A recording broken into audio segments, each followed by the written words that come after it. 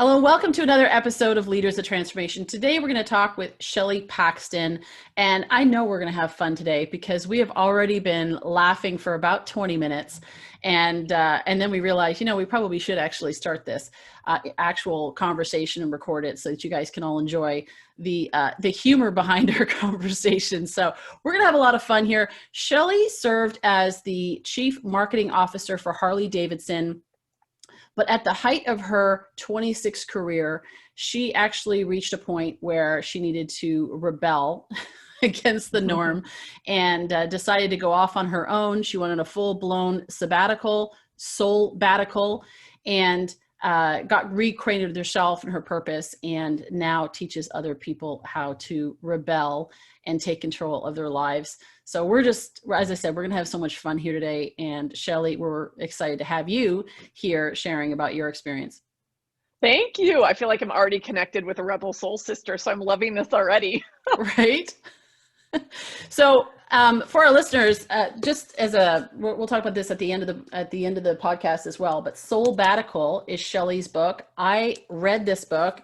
It's a blast. It is quite like she tells the story of, and Shelley, I really do love that. I love that you tell your story and you're real about the things that you went through and some of the crazy stuff that you did as a young person. I was like, oh my gosh. And your dad probably reading this is going, oh my gosh, I can't believe she did all those things. The things our parents don't know, right? About what actually happened. So yeah. And in some cases, the things our parents always suspected we weren't telling the truth about, but didn't quite know what the full truth was. Totally, yes. Totally.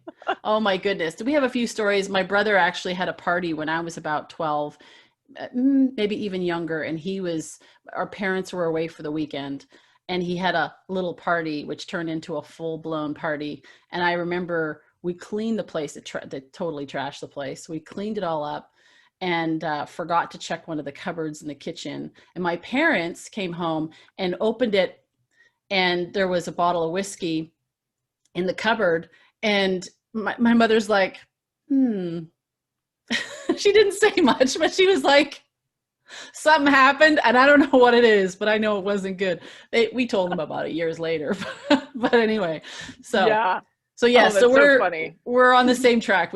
I get it. So speaking of that, let's talk about being a rebel. When did you first realize that you were a rebel and that you were just going to do things differently?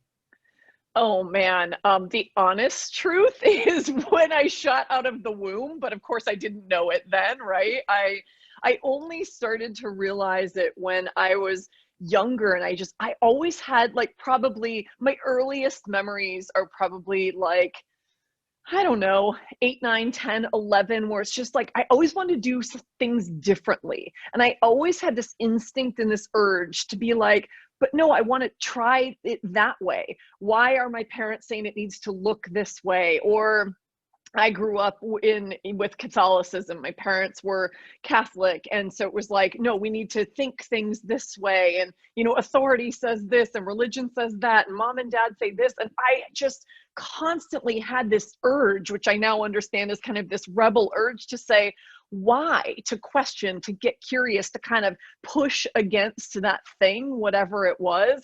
And I don't even know that I understood at the time that was being a rebel or that was rebellious, but it's really clear to me now. Well, the reason why I asked that question is because I think there's other people out there that are rebels, but that don't know, like they don't identify with it, or they think there's something wrong with them, Like I know when I was growing up, I always did things differently. And I always felt like I was kind of the different one. So I totally understand what you're saying. So here's the thing. I agree with you that when I use the language rebel, some people are like, oh yeah, I resonate with that, or I don't resonate with that. And I'm kind of using it in a different way. Like you, I mean, I definitely felt different. I say in the book, and I still say today, I felt like the black sheep of my family. I was sort of like, they all want to do things a certain way, and it didn't feel natural to me or normal to me. And I wanted to kind of push these boundaries and horizons that nobody else seemed really interested in pushing. So I really respond to that piece of it. And what I guess my revelation has been about around rebellion, especially as I was writing the book last year, is this idea of, we have this bad boy, bad girl image of rebels. It's sort of like the Steve McQueen, the James Dean, and worse, right? Like rebels are constantly like doing the bad thing. They're the character you don't want to get mixed up with. And the reality is I frame everything I talk about and my own life around this idea of rebelling for instead of rebelling against. And to me, that completely changed my perspective on being a rebel, because when you think about it, rebelling against and like being the bad kid or being the bad guy or girl is like, it's disempowering and it's on someone else's terms. And so I find that in my work, as I've been writing this book and staying kind of on my mission, that I'm calling the rebel out of more people, because it's in all of us. But rebelling for is a way of owning that on your terms. It's a really empowering way to think about, what do I want to create in my life? And how do I want to be true to myself? And what impact do I want to have in the world? So I now say, and I invite everybody who's listening to this to think about their life in terms of rebelling for who we are, what we want, and the impact we want to have in the world. And there's nothing about that makes you sort of that outcast character. It actually helps us get really, really cool stuff done in the world in a way that is honest and true to us. Totally, totally. And it's funny because you talk about Catholicism, and I think about how customized that is, or like, they've got their certain ways. I remember going to a friend going to mass, and the whole kneeling and sitting up, and I was like, oh, okay, so there's a script to this, Yeah. And it's so funny because when I think about Jesus, and I think about, like, he was such a rebel. Yeah. He was such a rebel. He did everything opposite to what they expected. And so even in that, was I related to that? It's like, it's a totally different, like you said, it's rebelling for the right reasons. It's like, no, this doesn't work. This is a script. This is legalism. This is whatever. And, and want to bring something else to the world. And so, like, I love what you said there, because I think a lot of leaders of transformation are actually rebels at heart.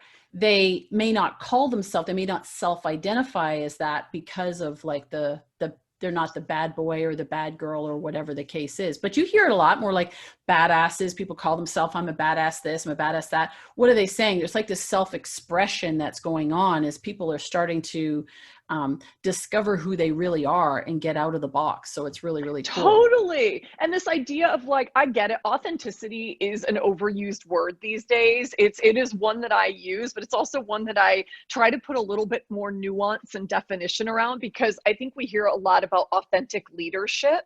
And I believe in authentic leadership, but what does that really mean? I mean, it means that it has like my fingerprints on it. I'm bringing my whole humanity to my life and to my leadership. And that's what rebelling for allows you to do, because it's bringing more of who you are. I mean, I hadn't really thought about the Jesus example, and I'm a recovering Catholic and no biblical scholar. So like, don't listen to what I say, but I love that you saw it that way. And I just thought, you're right. Jesus rebelled for what he believed in. And that's at the core of how I think about the work that I do, and where I think liberation comes from for all of us. When we are rebelling for our own authenticity and courageous enough to create a life that's in alignment with that authenticity, or lead in alignment with that authenticity, and to really fight for what we believe in, that's beautiful. That's what starts opening the doors and the possibilities. And I think taking our own lives and our companies to new heights, for sure, our leadership to new heights. That's how I start to think about what it means to be an authentic leader and a leader of transformation. That feels like a formula that works. Yeah. Well, and you talk about authenticity, vulnerability. These are all buzzwords nowadays. And I think, it's really, and I would like you to talk about that, how using your own story and your own examples, is how you actually came to find out who you really are. Because like you kind of knew, but then you ended up in this corporate world, right? And I think there's a lot of people who are trying to be an authentic leader, but on the basis, because I know that even for myself, it's like, well, who am I actually? Am I being authentic because authentically this person that I have, this role that I have stepped into, or am I actually being who I really am? Yeah. There's a big difference, right? Oh, It's like, absolutely. it's like, how well can you play the game, you know? Yeah. And there's a lot of that. Yeah. And there was for me too. I mean, I talk about it in terms of the shoulds. It's like, what do I think I should do versus what do I really want to do? And I think so many of us find ourselves on a path of should, whether it's the conditioning from our parents or, what society tells us we should do, or all the things, right? That's our conditioning over time. So some of this authenticity piece is really breaking down the shoulds versus the want tos. The things that, I woke up at, as really at the peak of a marketing career, 26 years in the corporate world, like you said, chief marketing officer of Harley-Davidson, which, let's be honest, is like the sexiest dream job for a marketer. It's with this iconic global brand that people tattoo on their bodies. And it's like, who leaves that job? Who's the person crazy enough to walk away from that gift? And, the answer is me, right? Me, I was the crazy person. But the reality was I got to a point in my career, and maybe some other people who are listening to us right now feel this way, where I had ticked all the boxes of external success, what society told me success looks like. I had the sexy global brand. I had the big title, the C-suite title. I had, a really nice paycheck and some of the material things. It's like, oh, great. From the outside, it looks like I've got everything. And then I had this kind of reckoning or reconciliation, or let's call it a reckoning, through a nightmare that started ripping me out of my sleep, as you know from reading the book, where it was like, actually, maybe this isn't success for you.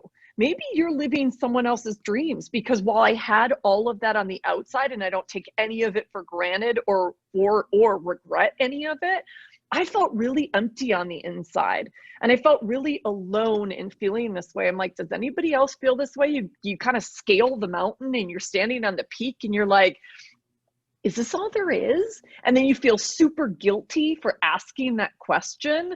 That's where I was. And so having this nightmare that I described in the book, that was literally, I was not sleeping. I was trying to drink myself to sleep. I was trying to cope during the day, until I really, truly, like very literally woke up to the fact that I was living my dad's dream. I was following my dad's path.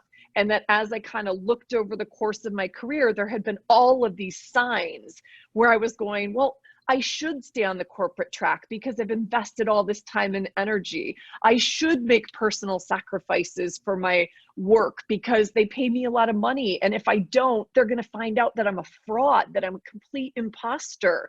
And I know so many of us overachiever, successful leaders feel this way. So those are two examples of what I woke up to and what ultimately made me say, you know what? I need to take a little pause. I didn't know at the time that I was completely leaving my corporate career, and that I was on this journey that I was destined to go on.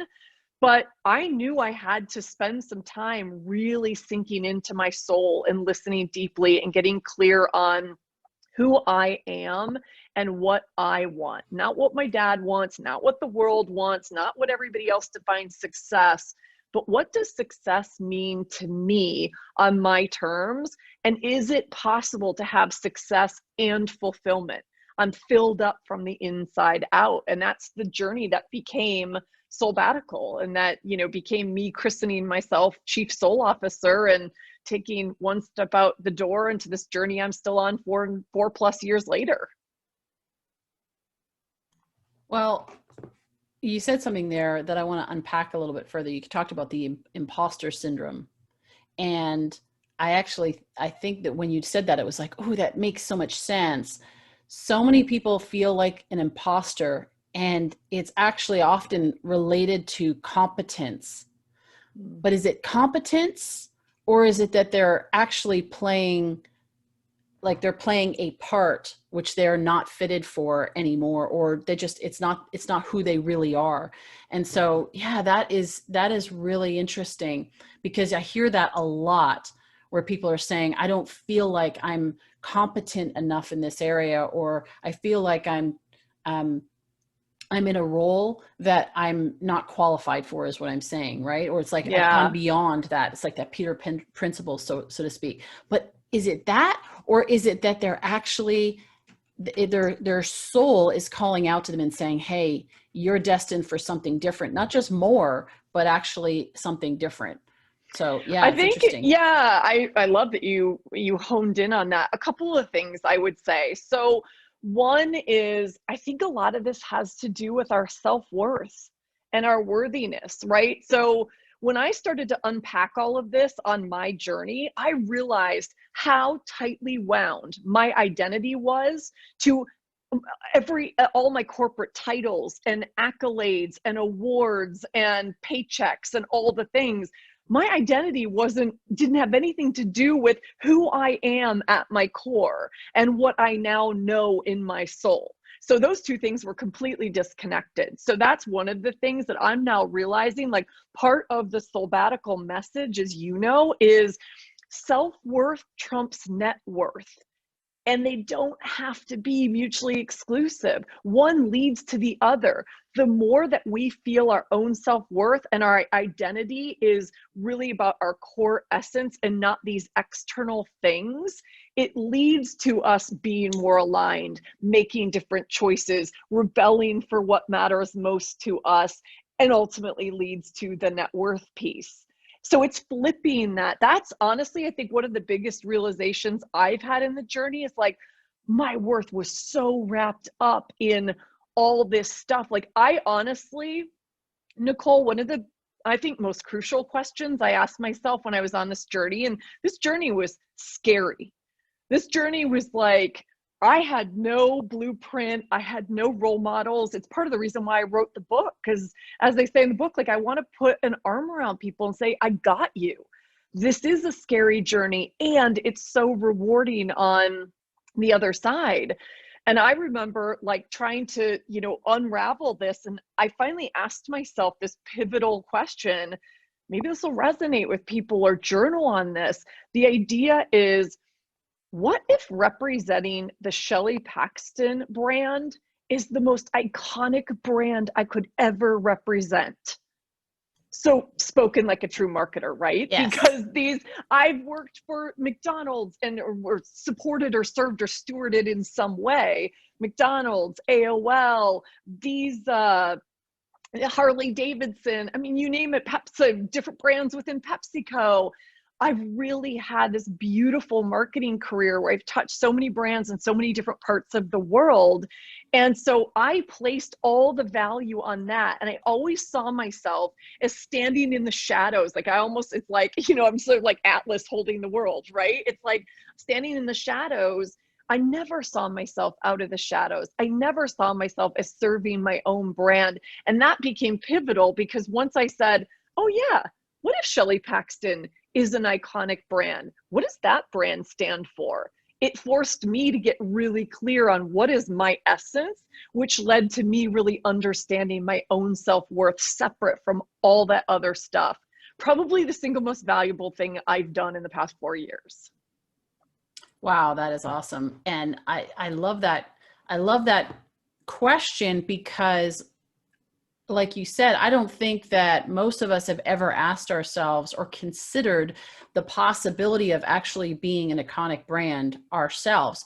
We think about supporting other brands, like what you were talking about. We support other brands because they are all that and more, but we don't actually consider ourselves as being that.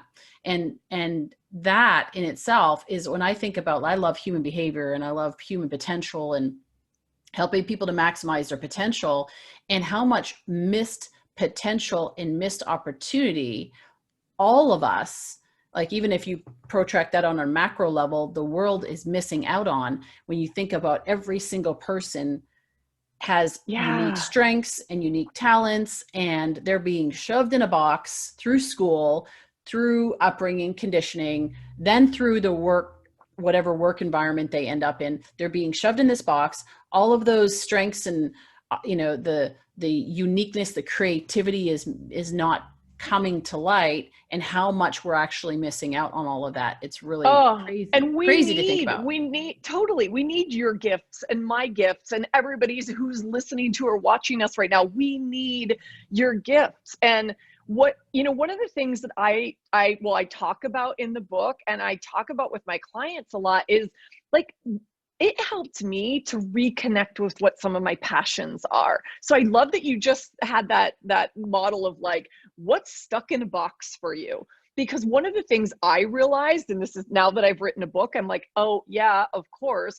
But one of the things that I had 3 passions when I started on this journey. I was like, I love to travel, I love to write, and I love photography. And let's just take the writing piece as an example. It was so hard for me to start writing again because what I realized is I trained myself to write in a box, quite literally a PowerPoint slide, and the box on a PowerPoint slide in little bullets. And so I had trained my mind. So I had trained the creativity out of me. I had trained the prose out of me. I had, was beholden to these, corporate buzzwords. And when I started to unravel that and truly reconnect with my passion for writing, and I just gave myself a blank open white page to do whatever I wanted with, it unlocked something really powerful in me. And so I invite everybody to think, what is that thing for me that I can just start playing around with that might start to break the boundaries of that particular box, whatever it looks like for you? Well, and maybe looking at the way that you do whatever it is that you do right now, just deliberately do it in a different way. Yeah. So like, the exercise where if you've brushed your teeth, if you're left-handed, or I'm left-handed, if you're right-handed, which most people are, then you do it with your right hand, but change it and do it with your left, or start writing with your opposite hand. And it's really difficult because it's not your natural inclination. I actually think in this case, most of us have been operating with our opposite hand, right? Or writing with our opposite hand. And when we flip over, giving ourselves permission to write with the hand that is natural to us, that all of a sudden things are going to start to flow so much easier. Like, oh my gosh, why was I doing it the hard way for this long? Because we were conditioned to do it that way. Yes. So yeah, really cool. When it really, like, the pump was primed and completely unleashed when I also gave myself permission. And it doesn't have to be writing. Writing's not everybody's thing, but that's a beautiful metaphor. What you just said, switching from the trained hand to the dominant hand or whatever it is. But it really was powerful for me when I just kind of let myself start to write the way I speak. And I just let it be casual and fun and informal and drop the F-bomb every now and again and all the things. That's when I started to get, reconnect with my soul. And so I think it's an interesting exercise to say, yeah, where are we adhering to rules that are actually just made up rules, right? Vishen, who I know you've interviewed, he calls them rules, right? The BS rules. And so that's really powerful. And I do a lot of coaching around this too. It's like, oh my God, we subscribe to so many unwritten rules in our lives. So this is something else that we can all rebel for. Let's catch ourselves where we're going, wait, is that really a rule? Or is that something I've been conditioned to believe? Or maybe it's even a rule I created for myself decades ago that now I just take as gospel, and it's not. And how can we start breaking the rules to, again, just start liberating ourselves and our souls and our truth? And that I just think, like, that will take leadership to new heights as well. I want to see us bring more of that into our work. Totally. Well, and you can't have transformation if you're, and that's why I'm kind of drilling into this. It's because you can't have transformation if you're in the box. Right? Yes. If you're doing it the same way that it was always done, you're going to get the same results as you've always gotten. So transformation is creating something and having it transform into something completely new. And how do you do that? You've got to be able to see it differently. You got to be able to break your own patterns for how you see Yes. things and assumptions and all of that. So yeah, really good. Can I say something? This is like, I have this piece of paper that's always next to my computer. It sits next to me every single day. It's something I wrote. It's called a Rebel Leader's Manifesto. And a couple times in this conversation, I've been like, I feel like I should read this manifesto. Go for it. Because Yeah. it is about bringing more humanity to leadership and culture in order to unlock that creativity and innovation, unlock the transformation that you talk about with all your fabulous guests. And I thought maybe it's probably only 2 or 3 minutes long. Do we have time for that? Yes, we do. I think it's Okay, worth it. awesome. Yeah, please do that. Yeah, and this is, by the way, on my website for free. So if anybody loves it, I'll give you the link to it for the show notes. So it's called a Rebel Leaders Manifesto, and I would love to see more of us sign up to this kind of transformation. We are powerful souls. We are the leaders of a revolution to bring more humanity to leadership and culture, to celebrate each and every one of us as human beings, not human doings, and to show up every day with more authenticity and courage and compassion for ourselves and others. Our collective impact is a powerful force for change. We are the ripples that become the wave. And as an aside, I redefine ROI as ripples of impact, which is kind of a fun thing to get into. We see the light because we've experienced the dark. We've been burned out, stressed out, and checked out. We've watched our boundaries fall and our cortisol rise. We've soldiered through pain, illness, addiction, and not enoughness to get the job done.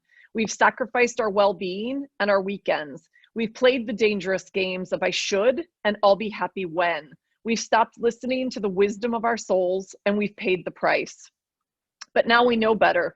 We know that we are the soul of business, that our greatest impact in the world comes from the belief that we can rewrite the script of success by creating thriving cultures that are wholehearted, courageous, and humans first. Ones that flip the middle finger to the rules and expectations no longer serving us in favor of these powerful new agreements that do.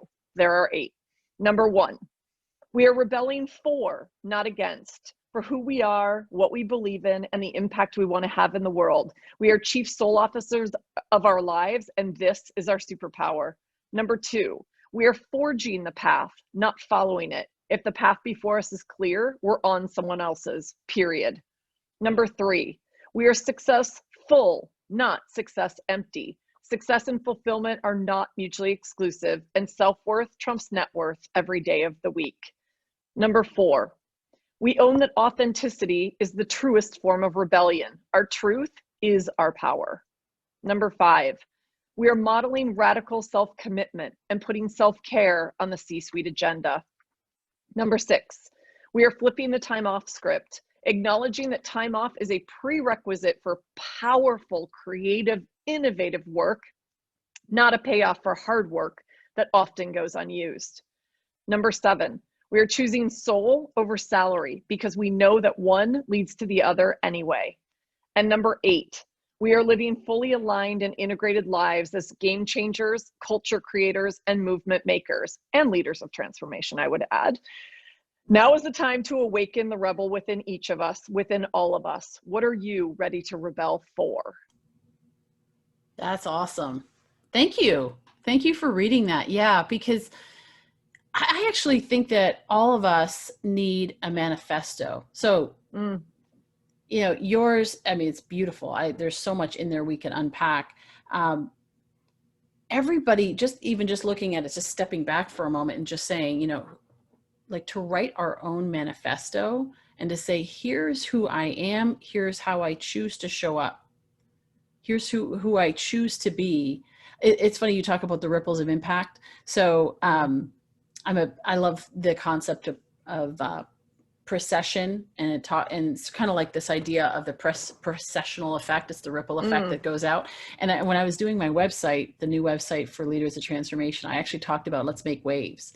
And somebody said to me, I don't get it. I don't get it with the wave thing. And I went, what do you mean you don't get it? Like, I'm just like, to me, it's like, don't you, like, it's a great analogy for what it is that Leaders of Transformation are doing. But not everybody gets it because of, I guess, where they're at and so forth. But yeah, this idea of the ripple, one stone drops in the water and it causes a ripple. Now, imagine that every single stone that drops in the water, and there's like 8 billion stones dropping in the water right now, the tidal wave, the impact that that can have, it's incredible. Oh, So, we yeah. have a shared mission, my friend. I love that because I talk in terms of I'm on a mission to liberate a billion souls. And I'm not arrogant enough. I'm not arrogant at all. I do not believe I can do that on my own. I believe we do it through exactly what you just described. More and more of us are stepping up to this way of leadership, to this way of being in the world.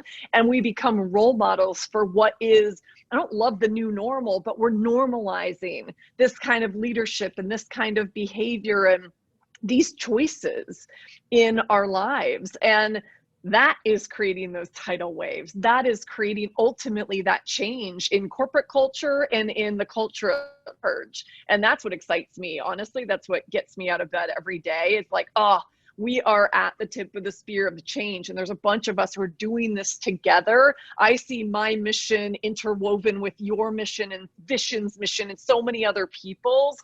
And it's really beautiful. Like that's what just like, I have goosebumps talking about it right now. Yeah, absolutely. Well, it's interesting. You talked about arrogance. So there's confidence and arrogance, right? So it's important to be confident in who we are and the value that we bring. Arrogance is thinking that we're all that and more. And when you were talking about the ripple, yeah, it's not to imply that our stone is the only stone or is the most important stone. It is the key is all of the different ripples and how they work together. But the other side of that is not to think, which I think a lot of us have been kind of sold that story, is not to think that what we do doesn't matter, because it does. So it's one side of it, right? Thinking, oh, I have to do it all. It's all on my shoulders. And I don't think I could do that. I can't change a billion lives on my own. And so I'm not even going to start. And the other side is I'm not worthy of even like, I'm going to be like a pebble in this, and it's not even going to make any impact at all. So it's like these two extremes. Both of them are lies. Both of them are ineffective. It's in the middle is where the transformation happens, where the impact happens, where the momentum starts, is when we all realize that we don't have to be this, but we also aren't this. And somewhere in the middle, when we work together, we can actually make some really great stuff happen. So, yeah. I think it's so true. And I would say one of the biggest lessons or insights for me is that community is so key to the work that I'm doing in the world and what I want to create in the world. And so there's no coincidence that you and I are meeting right now, that our missions in the world, that our work are so aligned. There's no coincidence. Yes, we're recording a podcast, and I know I'm going to have future conversations with you because our work is too aligned not to. So we were brought together for a reason. And I feel that happening more and more. It's like my community is almost self-identifying, and I'm now surrounded more and more by people who are challenging and inspiring, and yeah, we're more and more of those stones that are creating those ripples that are creating those waves. And that's really, it's exciting. And so when you look at it through a community lens, I feel like it gives us permission to say, yeah, I can ask for help. Yeah, I can look around me to see what someone else is doing and see how our work is supporting each other, or maybe we even collaborate, whatever that looks like. But asking for help and saying, I don't know, those are superpowers. And I don't ever want any of us to forget that those are superpowers, because, asking for help is a sign of weakness got me in a lot of trouble. I talk about that in the book. So it's a sign of strength, asking for help, and we'll go further if we're doing it together. Absolutely. Absolutely.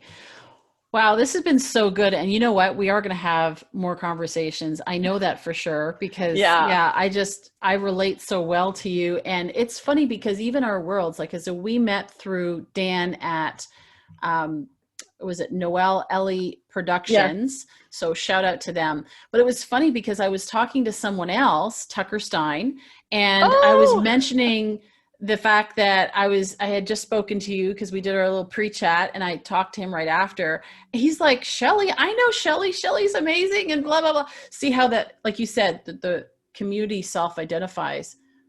But in order to start that process, to what you were saying earlier, is you gotta get out of the box. You gotta give yourself permission.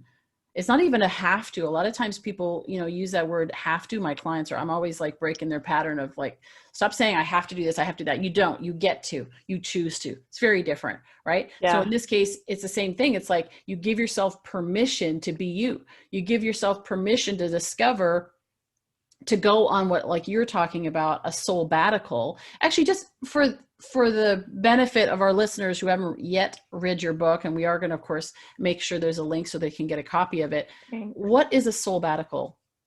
Honestly, soulbatical is the, sort of creative handle for everything you and I have just talked about. So the short version is, when I left Harley and I called it my soulbatical, I mashed soul and sabbatical together because I didn't have a word to describe this journey I was about to go on.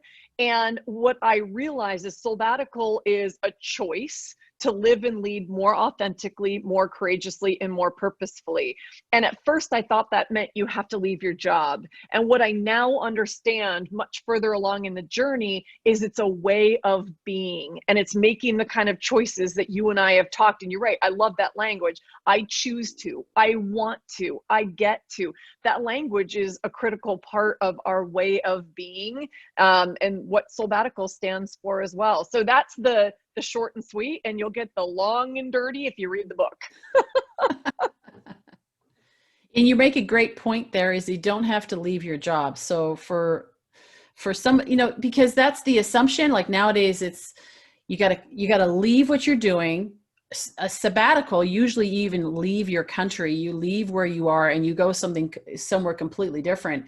And there was a book years ago written, it was called Acres of Diamonds, where the person in the story goes off and is looking for wealth and riches and diamonds somewhere, right? And long story short, he actually comes back and where his farm was actually the largest deposit of diamonds there, but he didn't know. So he had acres of diamonds right underneath his feet, and he didn't know it. Wow. And that's what we have inside. Like, what a great parable for, if it is a parable, but yes, that's so beautiful, because that's where it is. And that's actually, I've come to realize that being successful, and I spelled it literally as I kind of was saying in the manifesto, success hyphen FULL. And I always capitalize it because it's a reminder that true success comes from filling ourselves up inside out.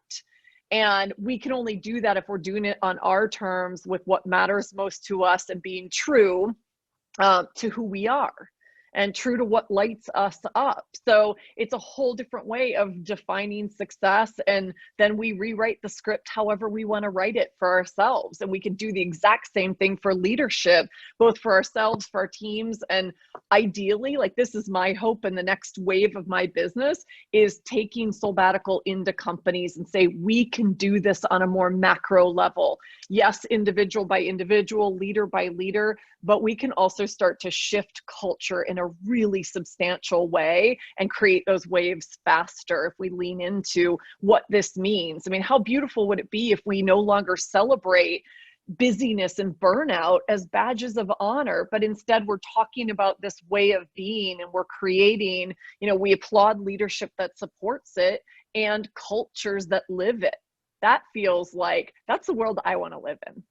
Absolutely. And well, big companies, otherwise, if they don't do that, are going to lose top people like yourself.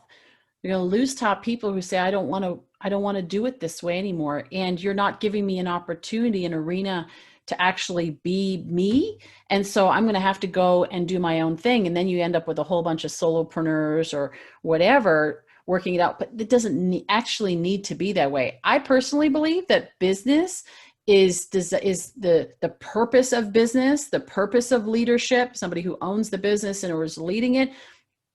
the purpose is to create massive value in the marketplace, right? Such that the marketplace pays you back for it. But that also spills over into the team, is to give your team, to create an arena for your team and the individuals, every single individual on your team, to be able to shine, to be able to play to their strengths, right? To bring their creativity to the table, so that that value can be delivered to the marketplace. And to the world. And have the psychological safety, yes, that container to bring that value. I'm a huge proponent of, and I'm trained in Brene Brown's Dare to Lead, daring leadership work. And I believe in it, right? We need more daring leadership that creates that space to bring that out of people and say, it's okay. Because it's oftentimes kind of, you get shamed, or it's not rewarded, or we say it's safe and it's not. Yeah. So yeah, we have a lot of work to do in this space. And so that's kind of the next step forward for Soulbatical, is starting to kind of, it's like the hero's journey. I'm coming home with the elixir saying, hey, what if we did this for our people who are in, the corporate world, and leaned into it? So yeah, retain top talent, attract top talent, foster more creativity and innovation. Like, imagine that world. How fun would it be to play in that space? Totally. Yeah. Well, this has been so good. Before we wrap up, I wanted to just have a little bit of fun here. And this is a playback on Jeff Foxworthy. For those of you that are old enough, I don't know if he's still around, if he's still doing what he's doing. It's been a long time. If he is either. I don't know, but I heard a long time he used to talk about, you're a redneck if. And so when I was preparing for this, I had this idea of doing this fun little game. We'll make it quick, but you're a redneck, you're a rebel if. And so our listeners, we've actually described a lot of it already through this. But the reason why I was thinking this would be powerful to end with that is so that our listeners can help them identify and say, you know what? I think that's me. I think that I have a little, like, we want to stir something up in them, where they can say, oh yeah, that's me. And I need to get her book, and all that kind of stuff. But really it's more than that. I need to give myself permission to rebel for what it is I really want. You just stated it really beautifully. It is permission. I mean, one of the things before we do the, you're a rebel if, one thing I would love to say is, so I'm holding up a packet of orange Post-it notes. Orange is my color. It pervades my whole life. It's my brand's color, all the things. But these Post-it notes, I write myself one or more every single morning, because I ask myself the question, what do I need permission to do, not do, or feel in order to show up as my most powerful and authentic self today? It's kind of a riff on some stuff that Brene talks about, but that has served me so powerfully. A simple exercise of doing that in the morning. And literally, I have Post-its that I stare at all day. They're here on my desk next to my computer, and it's fun, right? I have fun with it, and it's a beautiful reminder throughout the day. It's like, oh yeah, it was okay if you said, I just really need to take a break, where I have that 2-hour slot in my afternoon. It's okay just to go read a book. It's okay to go outside and take a walk, because today is a really sunny day. We don't get a lot of those in Chicago. Things like that. Like, we don't give ourselves permission often enough, and that tends to be what will sort of unlock our potential, right? Totally. And I know that we're connected. Oh my God, that's hilarious. So you have this one. I wrote this morning, and it's on my laptop. Oh my God, that's so good. That's hilarious. Right, yeah, another reason we're connected. I'm trying to think of the, you're a rebel if. I mean, I love this idea that, you feel different. I was just thinking about what you said early on in this conversation. Like, you're a rebel if you're thinking and feeling different from other people. You're a rebel if you can't put your thoughts and ideas in a box. I think that's a big one. Like, I'm just trying to like maybe pull the thread through a bunch of things we've talked about.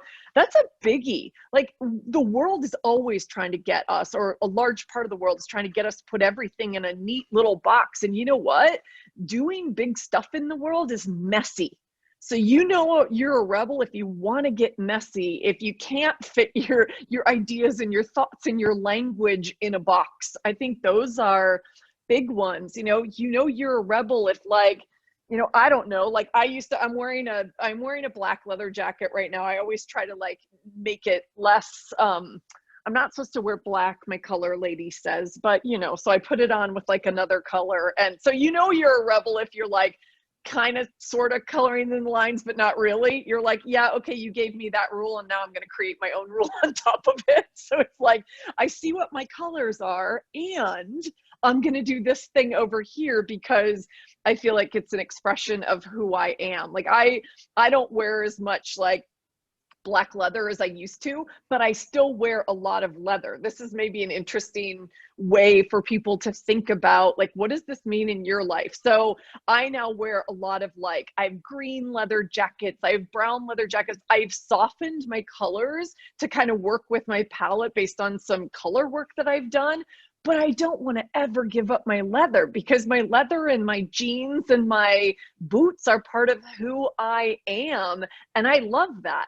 But I can do that and express that in a different way. So what is that for you? What is that for anyone listening? So yeah, it's sort of like you're a rebel if you're like, I hear you and I'm gonna kind of do it this way. Right. That's sort of how I think about my life. I'm always kind of building on these principles and customizing them to, through my own kind of prism, if you will. Yeah, I think about rules, and I know that for myself, when somebody says it has to be done this way, my brain works like it just natural, automatically I go, is that the way that it needs to be done? Maybe there's a different way. It's like rules are made to be broken, that kind of thing. It's like patterns of behavior are meant to be broken. I just thought of that. Love that. As a coach, I'm constantly wanting to break people's pattern. They say, this is the way it always has been, it's been always been done this way. And that just challenges me. And so, yeah, you're a rebel if you're always challenging the status quo. If somebody says this is the way it's always been done and you want to do it differently. Yeah. Yeah. And you have a lot of passion behind that. And it comes from a place of like love and commitment to change and all the good things. It doesn't have to come from a bad place, and it's not about putting your dukes up, right? So that's And you know what? I don't have it in front of me, but I have a coffee mug. So you also know you're a rebel if you drink from coffee mugs that have crazy sayings. One of the reasons I love Sarah Blakely, the founder of Spanx, is because she always does her coffee mug shots on LinkedIn. I don't know, on the socials. And they always have funny little sayings and whatever. And I will make this language clean, but it's mine says, I'm a ray of effing sunshine. And I always hold that up. Like, I show up to Zooms, I show up to my clients. I'm like, I give them all versions of those kind of fun things, because I also, like, you're a rebel if you want to have fun. And you want to make sure, you want play to be a big part of your life. Like, life is too short for us to not laugh and have a good time like you and I have since we first got on this call. So yeah, don't forget that. It's too important. So find those little things, like what makes you smile, what makes you laugh, what feels super irreverent, where it's like, oh my God, I could never show up to a Zoom with that mug. Well, go show up to a Zoom with that mug. Own it. Stop denying who you are. Like, I now show up proudly, and all my clients are like, we want that mug. So it's now in my welcome package for my clients. Like, they get this mug. So who knows what it's going to be, but you'll likely, light someone up. Yeah. In a good way. In a good way. And that's the thing is, it's not about just going against rules, breaking rules for the sake of going against something. Although I have been known to, when you go to the grocery store, and especially now through COVID, and they say entrance only, exit only, my inclination is, it's like, I want to break that rule and I want to go through the opposite one. I just do, right? That's just like, you're a rebel if you want to go through enter through the exit door. But, it's so true. Like you said, it's those little things that we do, like you said, having fun. I noticed for myself for a while, I didn't let myself have fun. And I'm still, it's the constant, like you said, it's the Post-it note every day asking yourself. It's the unlearning of all the things, all the conditioning to keep challenging yourself of the way that you've always done it that way. Maybe I remember there was one of my boyfriends, he used to always go where, he had to go from his home to work, of course, every day and back. He would always take a different route. He would always say, okay, how can I, and sometimes there were longer routes. Sometimes he'd find a shortcut, but he always did that to break his pattern so he wouldn't get into the rut that he would have to think through. So where can we do that in our life, right? Where can we do that in our work? You don't have to quit your job, be a rebel. You can do it in your job. You might actually find that you'll be promoted, that you'll actually be more successful, that you'll have more, more people that will look up to you and as a leader and appreciate and admire you because they see that, because you're now giving them the freedom to do it as well.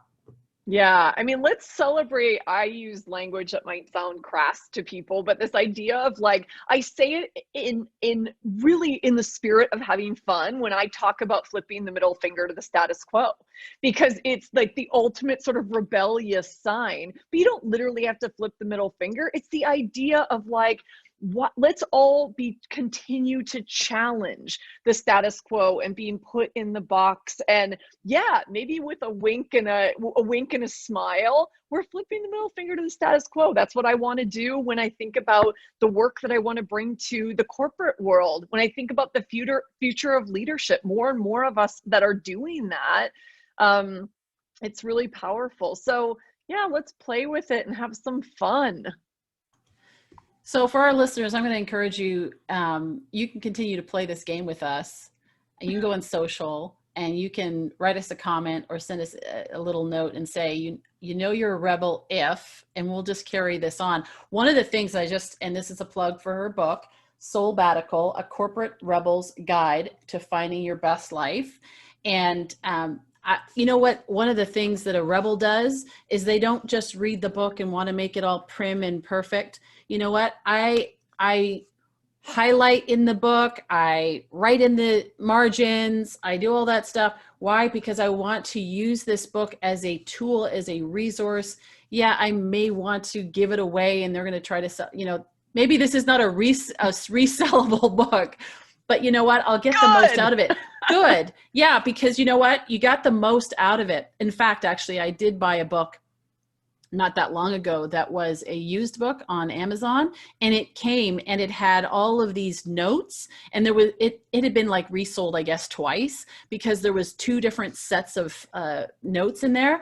And it was actually the coolest thing to read what somebody else thought about while they were going through this book. How cool is that? So I love it. And thank you for doing the book that way, because there's a reason I wrote it as part memoir, part manifesto, and part interactive guide. This isn't just simply about my story. It's about all of us reflecting on what were my insights and my lessons, and then me offering up tools and questions to take you on your own kind of excavation of your own stories and your own possibilities. So yeah, I'm glad you were using it. That's what it's there for.